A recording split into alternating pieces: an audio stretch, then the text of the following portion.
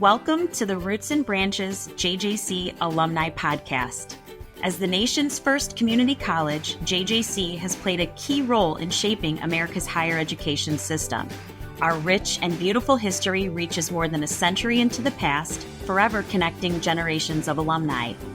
I'm Jen Davis, Annual Giving and Alumni Relations Manager, and I will be your host.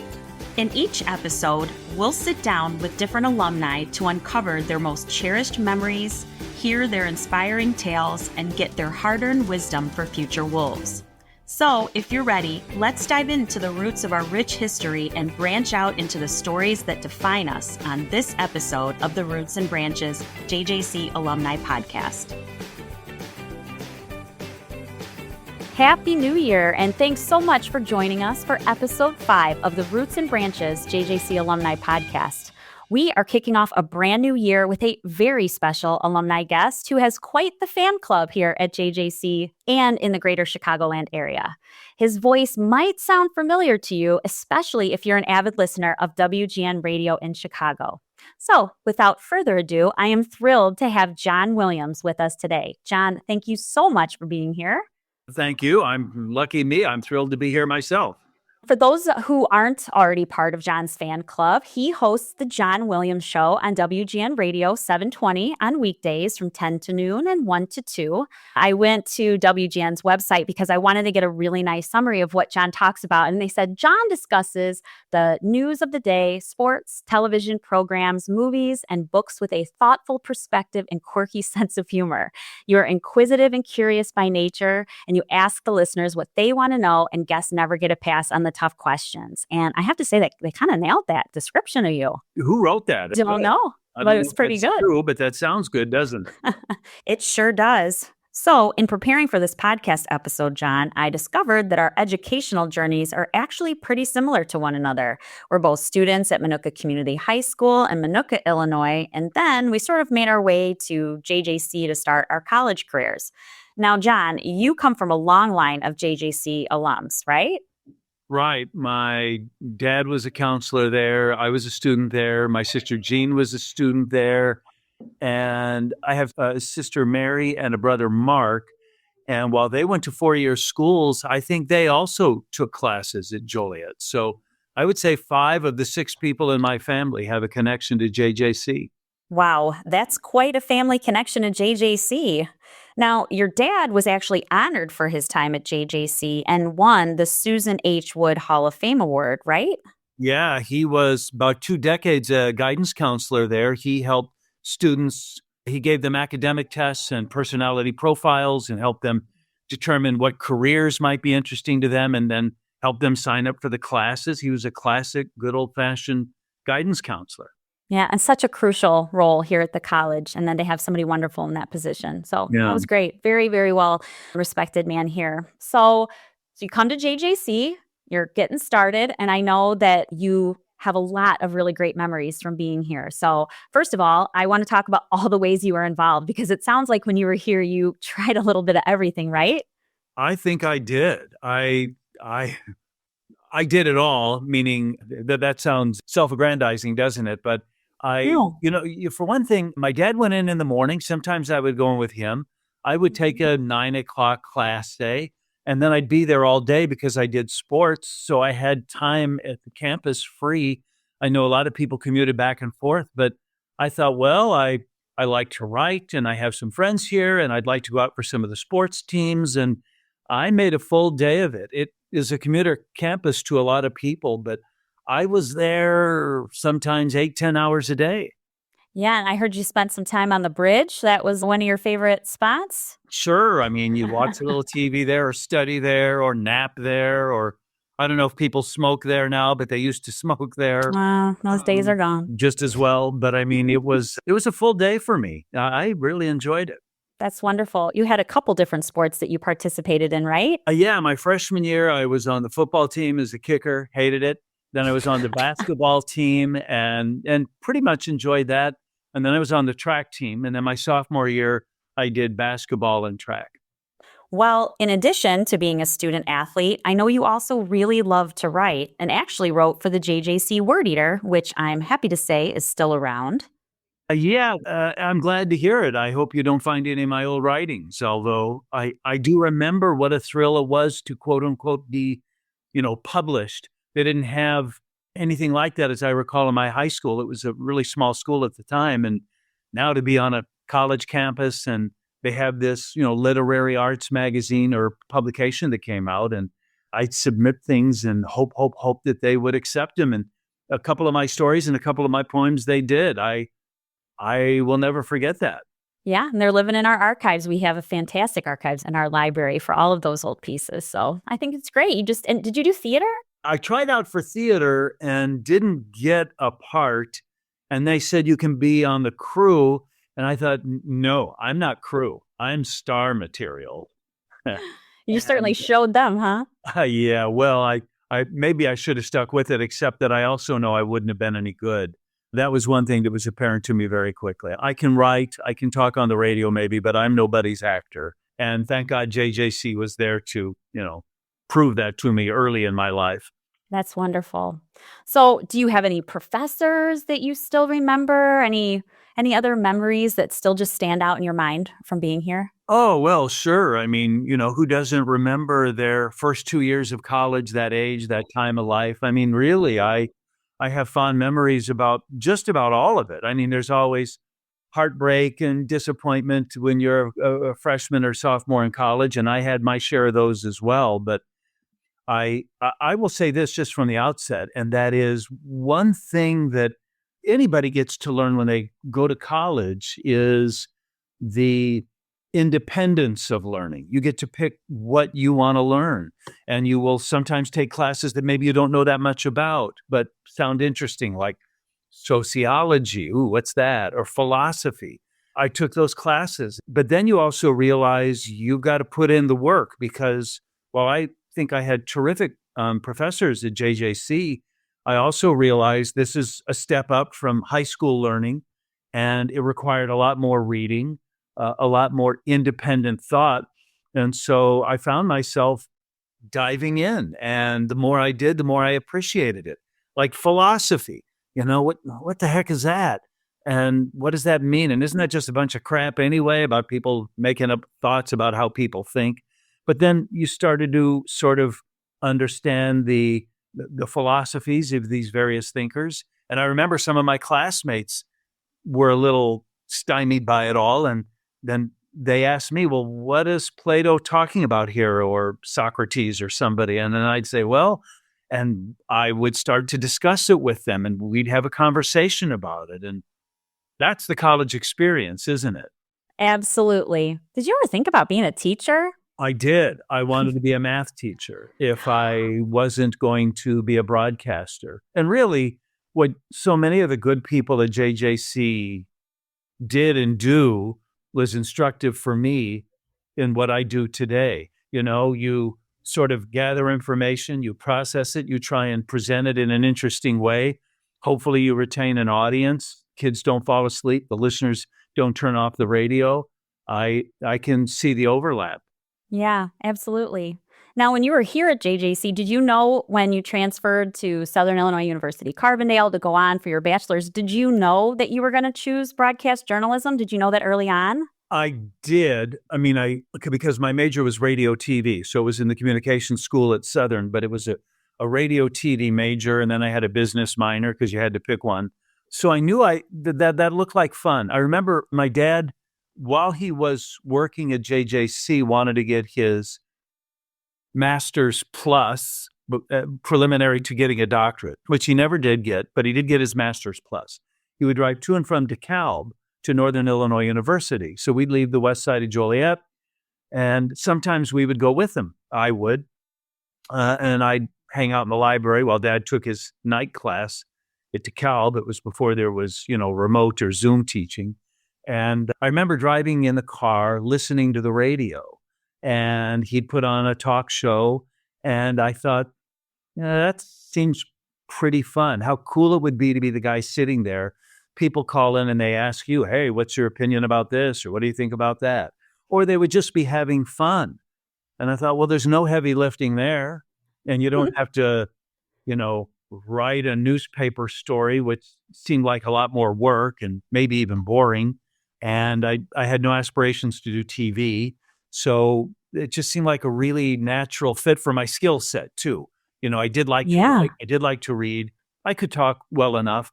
So I just thought, what the hell, let's give that a try. It seemed like fun. So I did go to Carbondale to major in radio TV. But, they didn't have a radio station at Joliet Junior College. I don't think you do now. No, we still don't. And so I was going in as a novice. Like the only public speaking I'd ever done then was a speech class or something like that.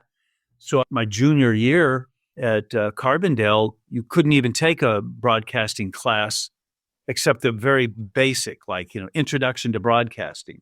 So I really didn't get in front of a live microphone until the second semester of my junior year. So it was a crash course by the time I got to Carbondale.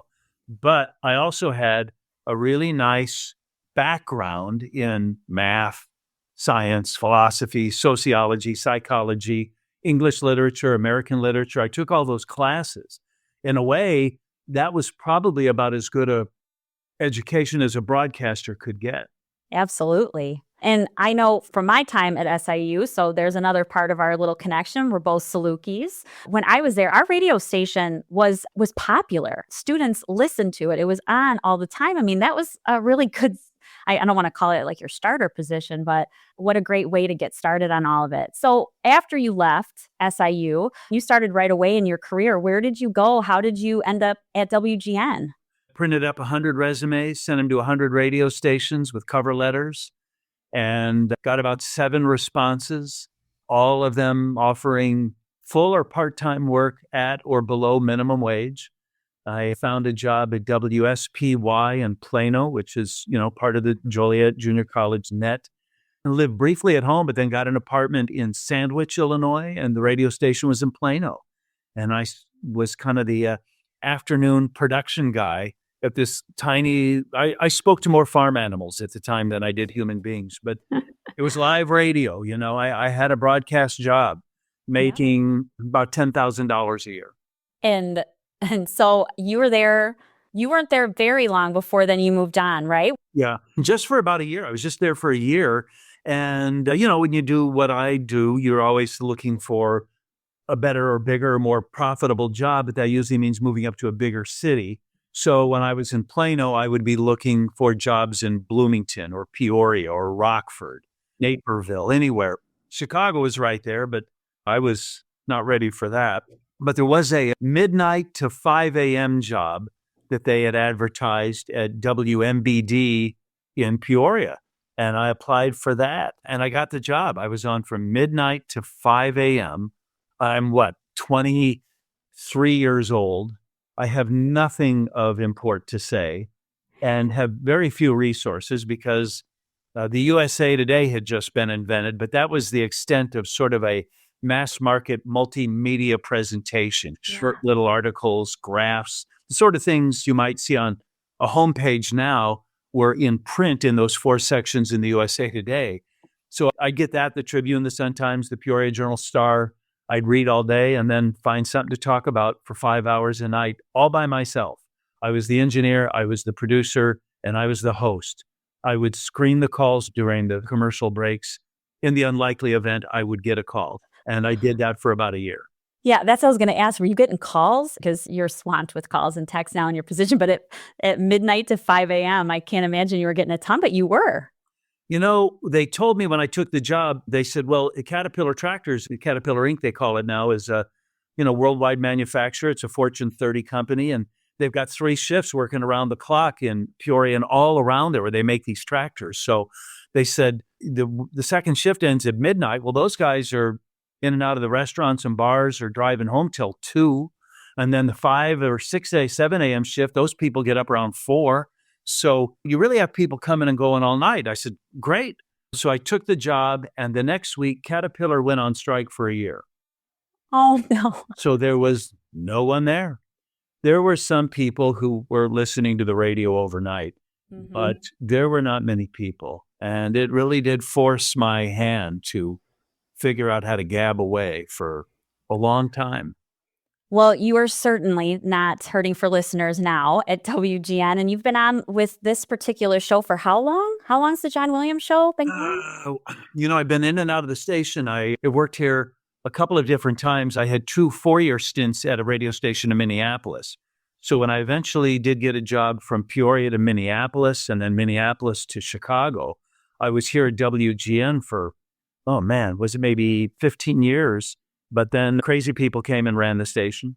So I went back to Minneapolis, and then less crazy people came back to WGN. And so I came back to Chicago. So I ping-ponged back and forth. But all total, I've been here maybe 30 years. It's such an impressive career. And like we were talking about before the episode, is that a lot of people just maybe don't realize the amount of work that goes into a talk show, the stuff you do beforehand, the stuff you're doing during the show, after the show. And I know that there's probably a lot of really long days and stuff involved, but you really seem to love what you do. It's apparent in your work all the time. What do you love the most about your line of work? Well, I like the time I'm on the radio. Okay. I like the broadcasting part of it. Mm-hmm. There are times where you are the port in a storm, or you are the center of the wheel and everything is rotating around you. So when there's a breaking story or a very hot topic, it could be an election, it could be the Bears game and everybody has got something to say about that, or it could be some crisis and something has happened and everybody wants to know what's going to happen. We felt this for months on end during the start of the pandemic. You really do feel the import of what you can do. And it's not even so much that you're the guy talking, but you're the point guard on the basketball team. You're distributing the ball. So here's my news guy, and he says something. And then you say, okay, thank you, news guy. And now here's a call. And then the producer's in your ear, and he says, well, the traffic person has something to say, and you go to them, and it's all rotating around you. And it's not that you have all the answers. I think one of my strengths, if you will, is that I know I don't, but you're in a position to sort of cultivate them live on the air.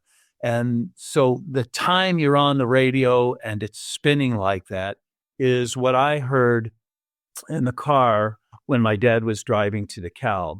That's fun. Yeah. And it can feel worthy too. Like sometimes it's just silliness and you're just cracking wise. Other times you feel like you're really doing a service. But either way, to be the focus, even though it's not what you have to say per se, but to be that focal point is really exciting. Well, the fact that you get to do all of those different pieces, sometimes people do need the funny. If it's a really bad time, if it's a really hard day, you bringing that funny, you doing your speed jokes, you doing the things that bring a little lightness to heavy times. But then also, like you said, one of the things I think your biggest fans say about you all the time is your ability to calm people in times of stress, that you're excellent at looking at both sides of topics, that you're wonderful at just acknowledging everybody's different perspectives and the way that you push your listeners to think. And when I had the privilege of being in your studio with you for the promo for this podcast, just watching you and your staff work and all the calls and all the texts and all the people just like waiting for you to answer their question or talk about them online. I mean, people are coming to you for all of those reasons. So even on the hard days, I hope you do see just how much you do bring to everybody's day by being in that role on WGN. Well, it's nice of you to say. I used to be more argumentative on the radio. You are familiar with the concept of a hot take, where you say something and people, wow, that's clever, that's brilliant, and that's inflammatory. And we used to be coached to be that way. And I've tried that before, and I'm not real good at it. And it's funny because when I would go back, like if you are pounding the table and yelling at somebody or being super critical, that can feel really empowering and it can feel really good. Then you go back and listen to it. And I would listen to my show, listen to my tapes. How am I doing? And I didn't enjoy it. I didn't like what I sounded like. And I just didn't like that kind of radio. There's a lot of that radio on the air right now. We've got 2 hate stations in Chicago that do nothing but that. And they don't have the audience we do. But our idea at WGN is to try and get as many people under the tent as we can to acknowledge differing views without being boring. You know, I mean, not everybody gets a trophy here, but there's no point in screaming at people when they disagree with you. And there's enough tension in the air as it is now. Just for instance, if the topic is political, and much of it is these days, if you were to disagree with one side, you might chase them off, even though you know you're right and they're wrong. And then you'd say, well, at least I'll get the people that agree with me. But frankly, they're exhausted right now. They might not even want to hear you affirm their own views. What they want to know is about their health and about their diet and about their kids and about their commute and about the funny thing that happened at the store. So while we don't entirely shy away from the controversial topics, I mean... No, I wouldn't say you do that at all. But I think we need to try and do it in a way that's not inflammatory. And I will say this, that is not easy. No, it's not. And you have this platform. I mean, that's the thing too. People who are given this type of platform with the amount of listeners that, you have and who you can reach, it can feel good to go on a hot rant. It can feel good to speak your mind. But in the end, if you want people coming back, you want to be using that platform for good. I mean, it's that simple. You want to be using that platform for good. And one of the things that makes us most excited around here, I'm going to put her name on the air right now, but my assistant, Dolly, she's your number one fan. I don't know if you know that she holds that title, but she does. And any time that you take the opportunity to not only mention JJC on your show, but also just really champion education, champion community or junior college education, anytime that you do that, she comes flying in the office like, John's got this platform and he's just using it for so much good. He's got all these people listening, and it's just, that is what I think makes your show special, is you have this platform, you can take it where you want, but you choose to bring joy and calm and, different perspectives and conversation. And it's just, it's working really for you. And obviously we really appreciate the times you use your platform for us. So yeah, I should start charging you. JJC, every time you got to give me $5 or something like that. You got it, right? I mean, I can send you swag. I can send you JJC swag every time we do. One of the things that kind of the current management, not the crazy people, suggests that, we do is that when you do listen to our station, what's the takeaway for the listener? What did they learn, or how are they entertained? I mean, those can be the same thing, but they can be different things. But at the end of the day, be cognizant of what the user experience is like. Someone listening to the radio right now, are they getting a fresh take on some topic in the news? Are they learning something they didn't know? Are they laughing? Those are all valuable things to do for your listeners, but do aspire to do those things. You commented earlier on what you thought was a lot of work that we do after or before the show to put the show on the air. Yep. And I think that's where that gets accomplished. Like, okay, where is that fresh take coming from? Where am I finding something in the news that maybe you didn't know, but I spent time finding and now I'm giving it to you? I have colleagues here, and I've worked with people in the past who are really good. And if their show starts at 10, they get here at 10. And if the show goes till 2, they leave at 1:59. And they do a good show. More power to you, but I do not have that gift. There are some comedians that have worked at this station, and they're really funny, and they walk in and they're hilarious, and it's great, and they go home, and I just don't have that ability. So I put in 1 to 2 hours off the air for every hour that I'm on the air. And hopefully that shows, but I think it's, if nothing else, a measure of my inefficiency. It just takes a lot of work for me to do the show the way I do it. But that's education even in general. I mean, that's even describing the college experience for one student. I mean, I taught English 101 for many years here before I took this role, and I'd have students who could just knock out a perfect paper. I mean, they didn't need a bunch of drafts. They just had it in them, and they could put in very little work and manage to do it. And I had other students who just had brilliant ideas, but it just took so much extra effort. And I mean, it's just a life lesson that's just, some things come easier for others, but you find what works for you. Well, do you find that sometimes after a podcast or a class, you're driving home or walking down the hall going, oh, I should have said this, or why did I say that? You're talking to the biggest overthinker you might know. So yes, every class, every podcast, I think of things I wish I would have added, or maybe something I could have said better or differently. Could I have reached a student in a different way? But isn't that, I feel like That's a superpower at times for us, isn't it? Like, I think overthinkers have a superpower at times, that if we're willing to self-reflect like that, if we can really look back at the work we've done and think, how can I be better next time? What can I do to be more? I think that's, I mean, sometimes it's exhausting, but overall, I do. I think that's a superpower.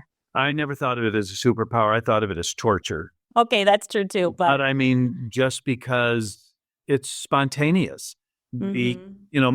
Colleagues of mine, friends of mine who are newspaper writers or columnists have the luxury of looking at it, running it by an editor, thinking about it, getting it just right. We don't have that luxury on the radio. It's out there, it's gone. Yes. And so you're always thinking, oh, crap. It's just, it's very seldom what you hoped it would be. And when you go back and listen to it, when you know it wasn't. So, yeah, I guess that makes me a critical thinker, but it can be torture too. It can, because you want to do well. You want to be good. And then that's, I think, something important too. Well, you want to validate your existence too. I mean, so Yes. Here's another thing. Not to get geeky about broadcasting, and this is less important now in an era of podcasting and multimedia sources. But once upon a time, there was the AM band and the FM band, and there's only so many radio stations the FCC allocates to all of those positions. So it's a limited quantity. That's why they've long said that a broadcast license is a license to print money, because you get the license from the FCC and they say, we'll allow you to talk at this frequency and it doesn't cost you anything, but we're going to give you AM 720 or we're going to give you FM 107.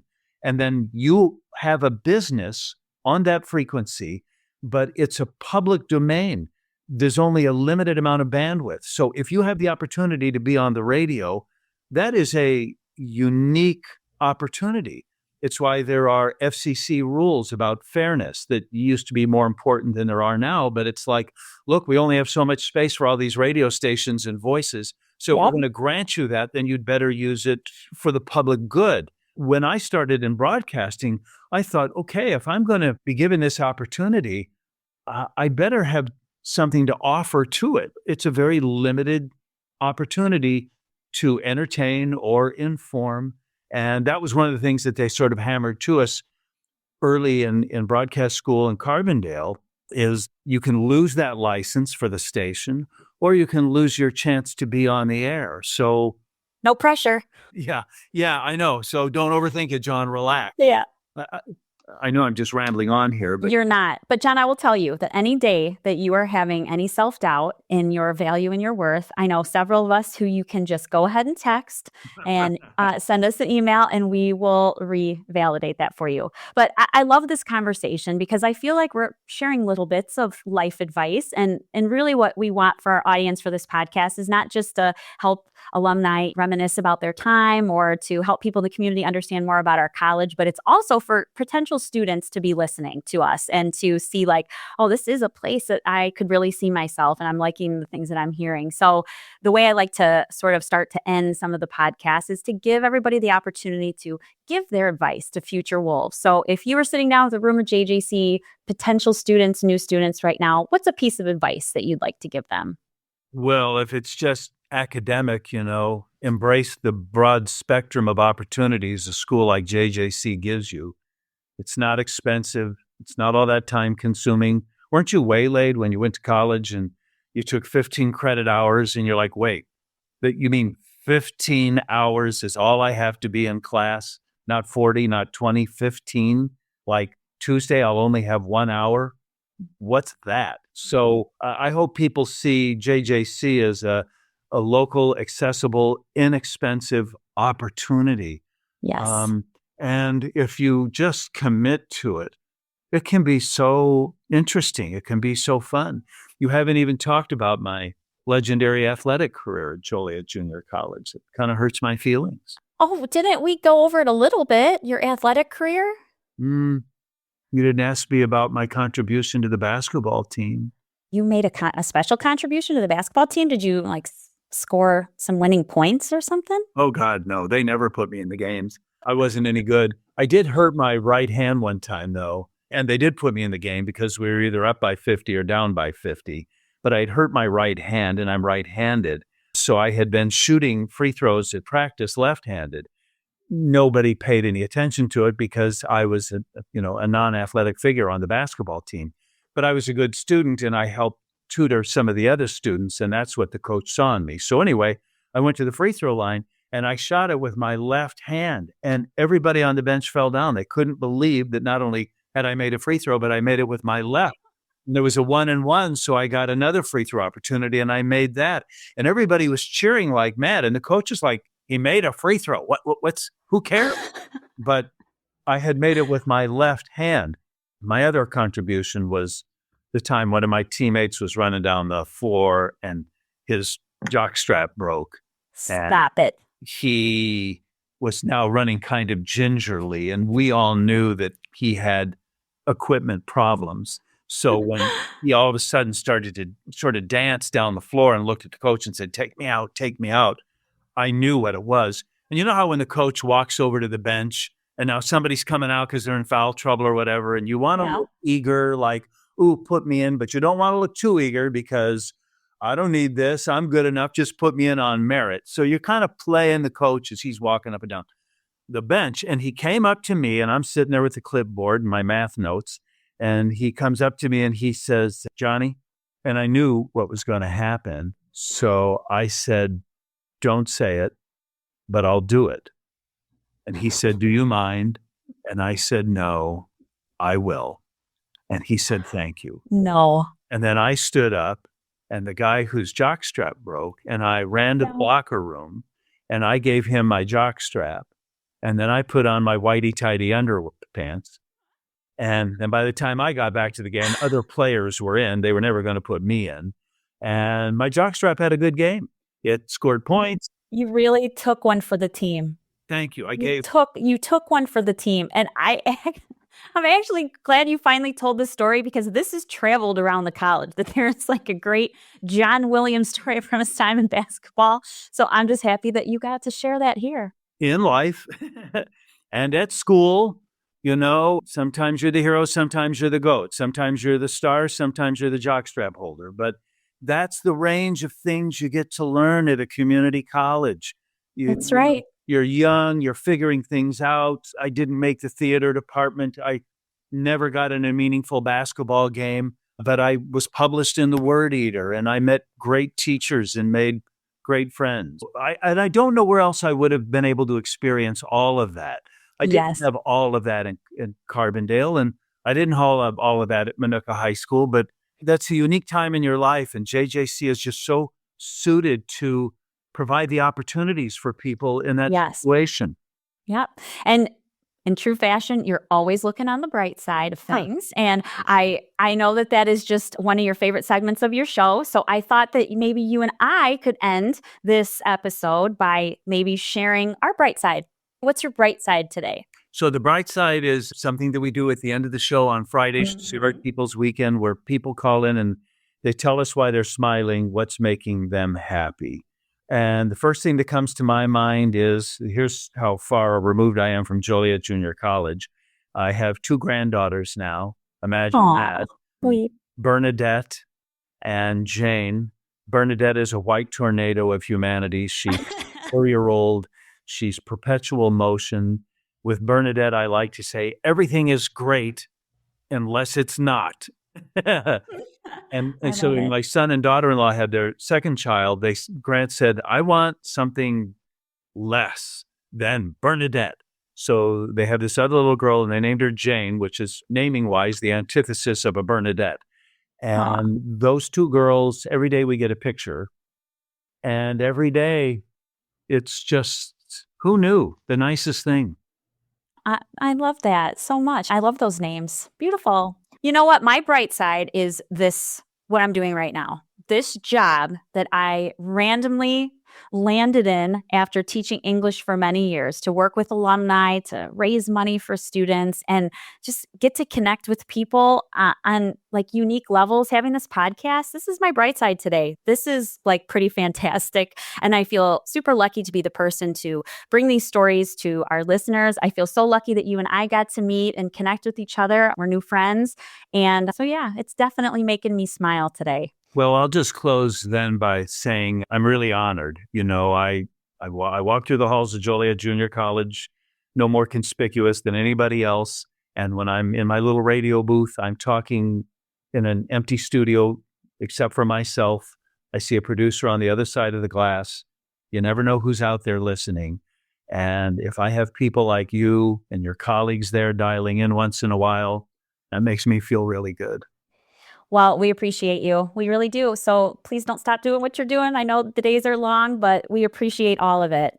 And for those of you who are now moved to listen to John, just to remind you that he is on WGN Radio 720 AM, and he is on weekdays from 10 to noon and 1 to 2. So make sure you tune in. And for those of you who like to look at our Connections magazine, it's our publication that we come out with 2 times a year. And we are so excited that there'll be more you can read about John in our upcoming spring 2025 issue. So thank you all so much for joining us. John, thank you again.